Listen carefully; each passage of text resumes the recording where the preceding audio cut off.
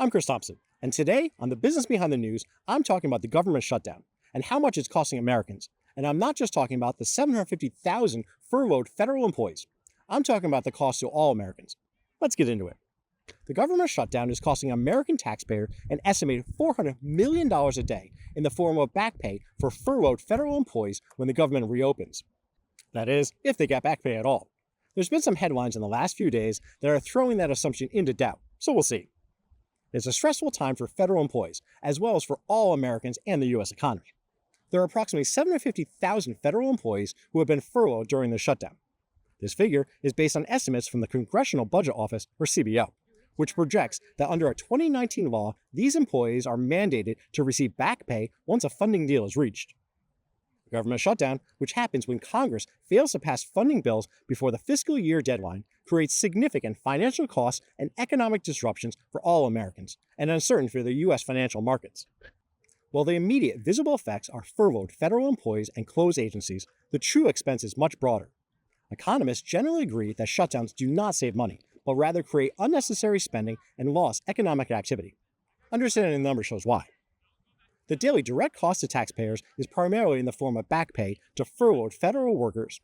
In the last three government shutdowns that took place in 2013, 2018, and 2019, a bipartisan Senate report estimated that taxpayers were ultimately billed nearly $4 billion. This total includes $3.7 billion for back pay to furloughed federal employees and at least $338 million in other costs, such as administrative work to prepare for a reopening of the government and the shutdown, as well as late fees. The 16-day shutdown in 2013 alone resulted in federal employees receiving $2.5 billion in pay and benefits for hours not worked, according to the White House Office of Management and Budget. The total drag on the U.S. economy is even higher. The longest shutdown on record, the 35-day partial shutdown that began in December 2018 and ended in January 2019, is a great example of how not to run the government. The Congressional Budget Office estimated that the shutdown reduced the U.S. gross domestic product, or GDP, by a total of $11 billion over the fourth quarter of 2018 and the first quarter of 2019. CBO also estimated that $3 billion of that economic output was permanently lost and would never be recovered. Not a good look. Moody's Analytics estimated that the full government shutdown in 2013 reduced GDP growth by $20 billion. These figures show that each week a shutdown continues, the national economy takes a substantial hit. For the current shutdown, it's estimated by Gregory Dacko, chief economist of EY Patheon, put the weekly cost of the economy at $7 billion, reducing GDP by 0.1% points every week. Beyond the GDP numbers, private businesses and individuals suffer from major disruptions to shutdowns. The 2018 and 2019 shutdown delayed over $2 billion in loans to small businesses as the Small Business Administration could not issue new loans, according to Moody's Analytics. The National Park Service estimated that in 2013, over $500 million was lost in visitor spending nationwide due to park closures. A federal government shutdown can interrupt the approximately $13 billion per week in federal contracts that businesses across the country typically receive.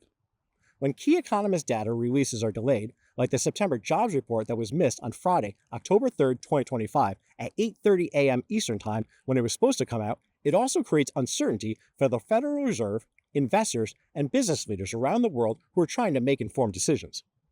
The economic consequences of a government shutdown are severe and multi-layered and affect more than just the furloughed federal employees.